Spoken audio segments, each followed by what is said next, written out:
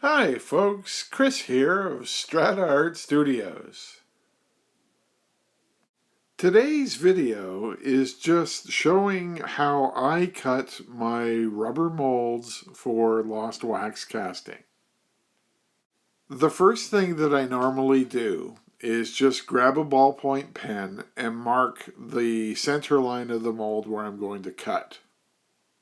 Once the center line is drawn on, I will then mark the four corner tabs that when I cut this mold open will be keys that lock the two halves and hold them in place when you go to inject.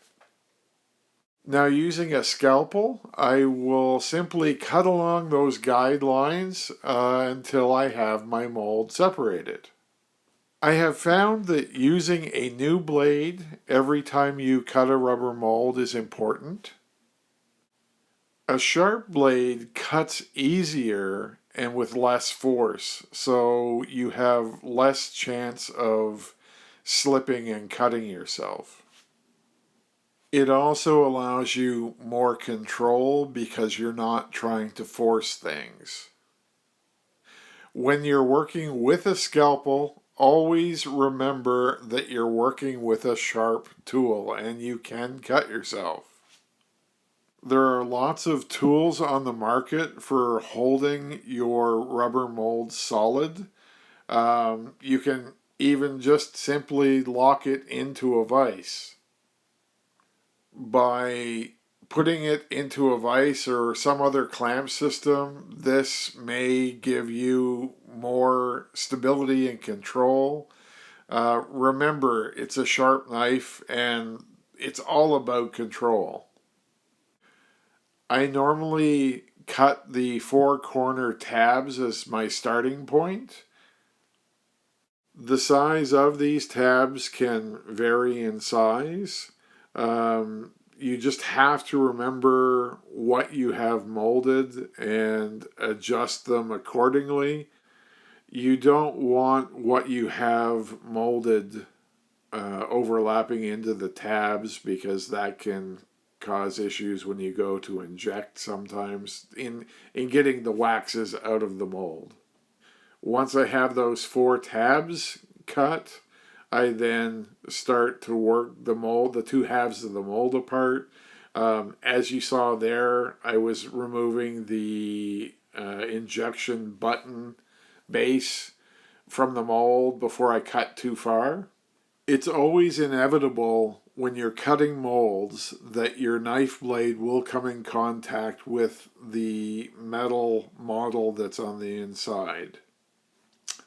That being said, you want to try to do that as infrequently as you can because every time the tip of the scalpel or the blade comes in contact with the metal, it is dulling the edge.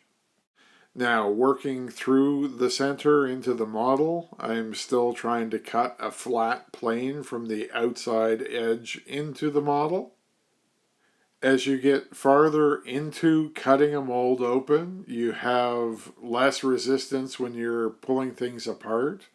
And it's always easier to cut when you can see what you're cutting. So that's the reason why I'm trying to pull these apart as far as I can. I am attempting to cut along the side or edge of the model that's in this mold.